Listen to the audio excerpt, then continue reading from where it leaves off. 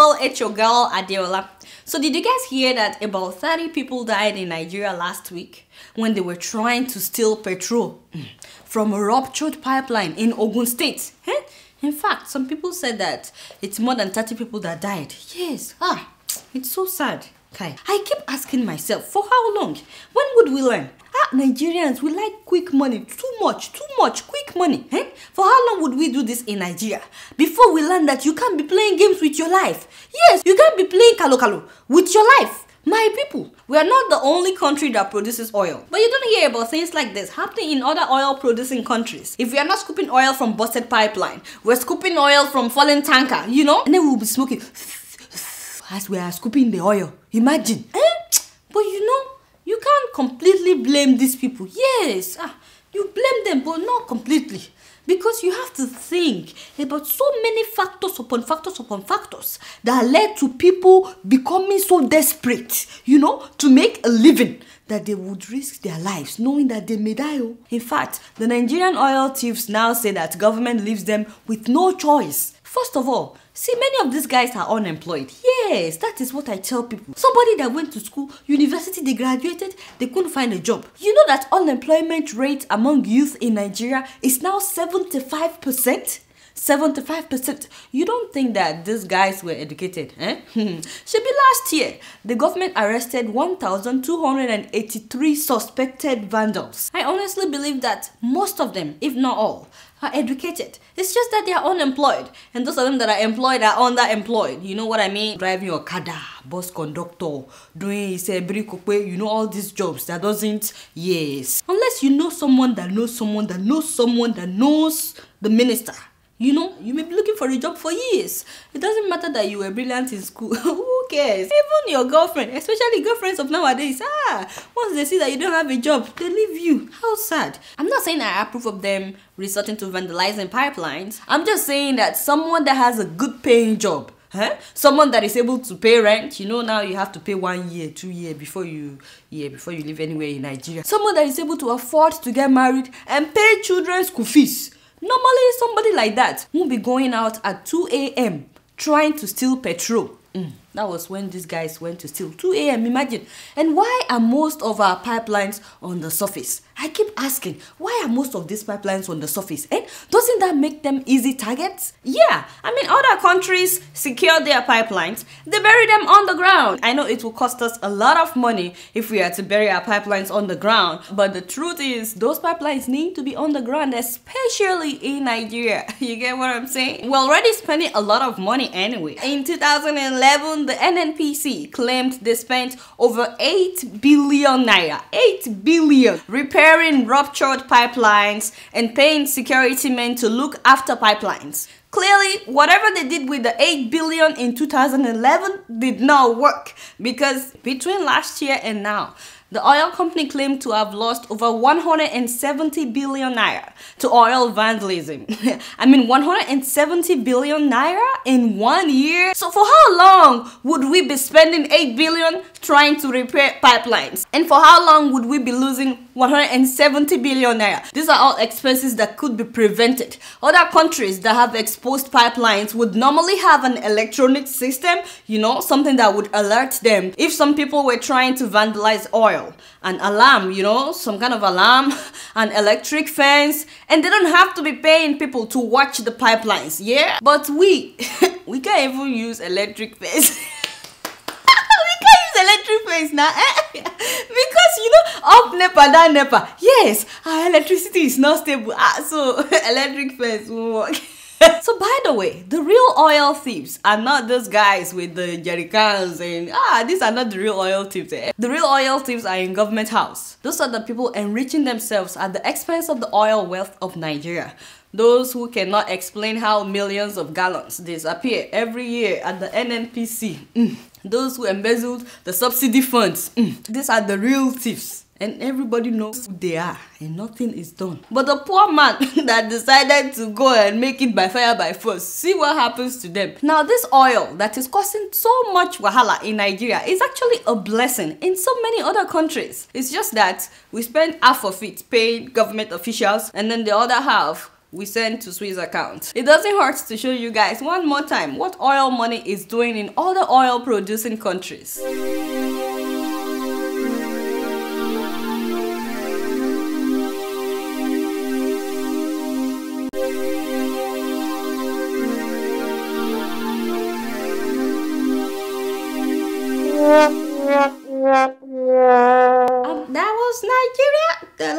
That was Nigeria, the last slide. That's the only thing you could find from Nigeria. You are playing with your job. Look for a good picture from Nigeria. Yes, look for one good. Yes, this is also in Nigeria, by the way, if you're wondering. Of all the countries that you guys just saw, the price of oil in Nigeria is the most expensive. Yeah, I'm just keeping it real. So you know, I've been telling you that there's something special about the president of South Africa, Jacob Zuma. Yes, I'm very sure there is something special about that man. Yes, although many people, they don't believe that, even many South Africans, but at least some women do. Especially this 50-year-old, you know, businesswoman, Nomtandazo Mtembu. You won't believe that this woman has been stalking Jacob Zuma for so long. She's been doing notice me. Jacob Zuma did not notice her. You know, she tried the eye blinking thing. The guy did not see her. And then she tried to laugh. You know, when you like a guy and you are trying to get his attention, you will laugh at everything he says, even if it's not funny. Bro, you are so funny. It didn't work. She gave him all kinds of green lights. It didn't work.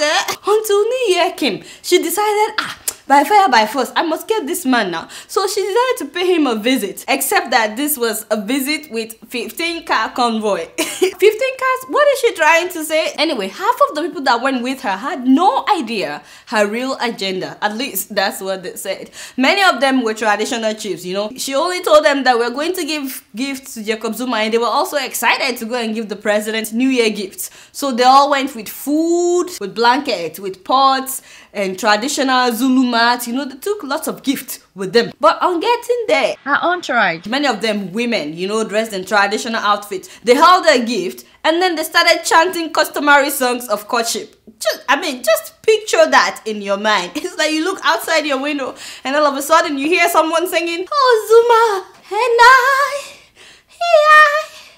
will always love you. Ooh,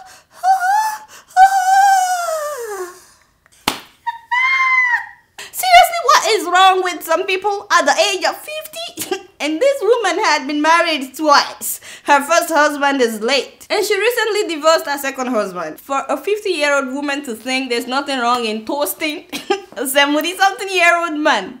The president, seriously? The man that has 4 fierce-looking wives? I mean, these women are not playing. Yeah. So all the chiefs that came with her, they were like, what's going on? They were like, woman, come here. What are you doing? She was like, no. And I love you. Excuse me. I need some water. So she told them that she wanted to surprise all of them. Yeah, I'm sure they were all surprised. But they were also disappointed. Everyone started driving out. You know, even if Zuma was interested, which I wouldn't be surprised, you know, he could have interest, but she went about it the wrong way. I mean, Zuma is African to the core, and he believes that the man has to do the legwork, which I also agree with, by the way. So Zuma was like, do not let that woman come in here. Do not let that woman come in. How can you bring courtship gifts to someone who has not courted you? So later in the week, when media people finally got hold of this woman, so they went to her, they were like, what was that about? So guess what she said? I'm extremely busy, no comment. I cannot comment because, you know, I am a lawyer. Madam is actually a lawyer.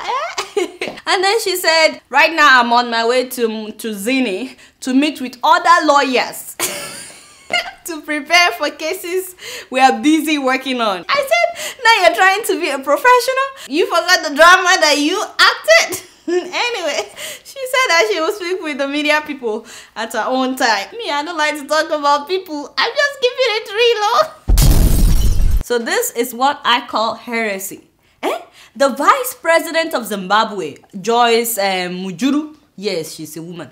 The vice president of Zimbabwe recently said that Robert Mugabe was chosen by God at the age of 10 to rule Zimbabwe. Therefore, Mugabe is irreplaceable. Can you imagine that heresy? And then she said, people are wasting their time by opposing President Mugabe. It was prophesied way back in 1934 when he was only 10 years old that he was going to lead this country. How can a normal person, somebody like me, challenge such a leader? That was what she said. I'm like, Madam VP, when the prophecy came in 1930 something, was it also prophesied that he would rule for 30 something years? And then she added that there is nothing wrong in people having ambitions and discussing political issues with their wives. She's obviously talking about somebody. They should not, however, tamper with the presidency. It is sacrosanct. What does that mean again? These positions come from God. They do not just come.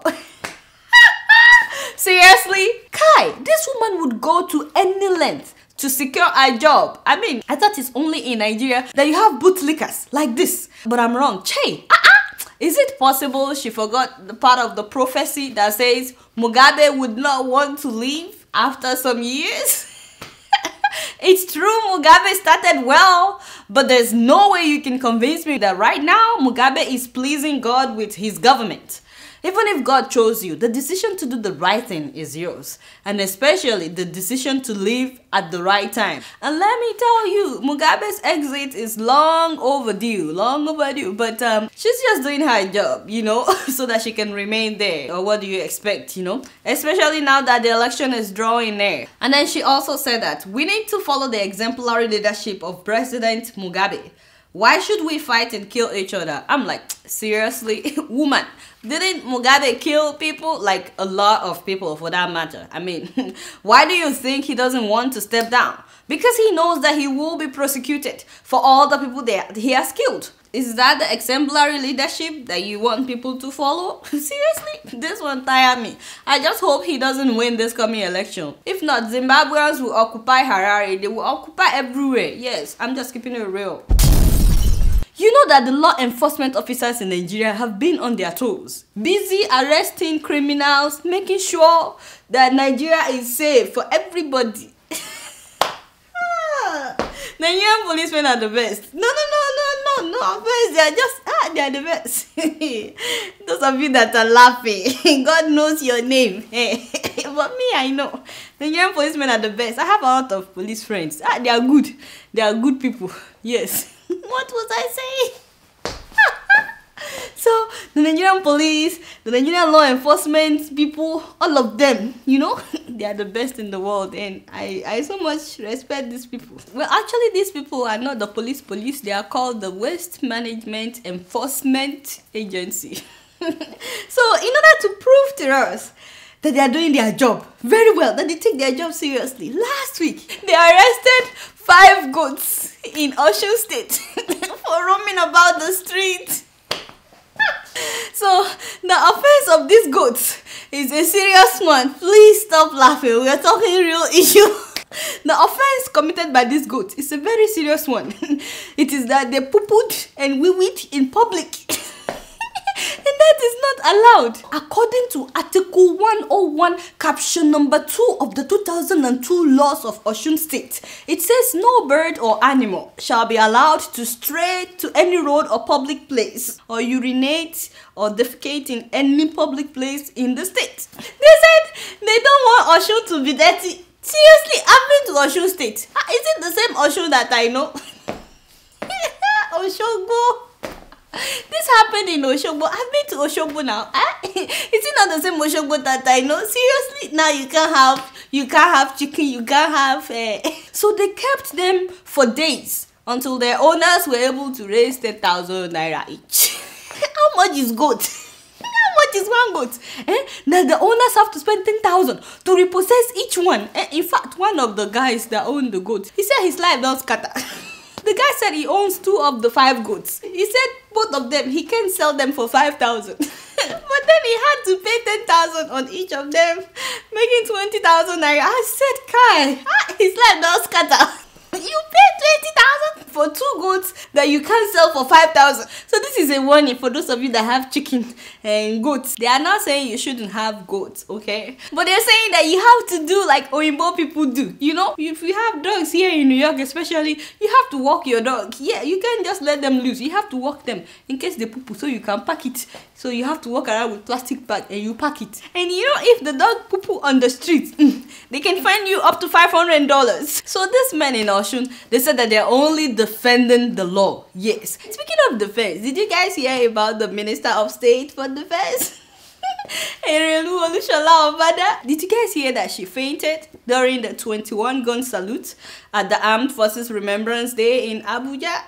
Poor woman. The sound of the gun, yes, see, that was what shocked her. Yes, and that was how she, you know, yes, thank God there were soldiers around. She fell on their hands. In like 10 minutes though, she was back. I really feel for that woman. Yes, because it must be very embarrassing. Yes, to call yourself the defense minister. Defense, oh, defense, yeah. And then you hear a gunshot and you're like... So back to serious issue. When will Lagos State start emulating Osun State? Seriously? I'm not even talking about animals. I'm talking about people doing it everywhere. You see people poo-poo on the street, you know, they wee-wee on the street. Nobody's arresting anybody. Hey, when will they start arresting people?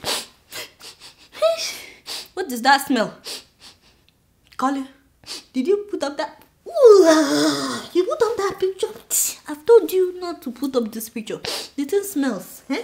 Sorry, my people. I'm just keeping it real. Alright, y'all. It's been real, and I'm keeping it real right up in here. Until next week, I'm gonna see y'all later. Peace out.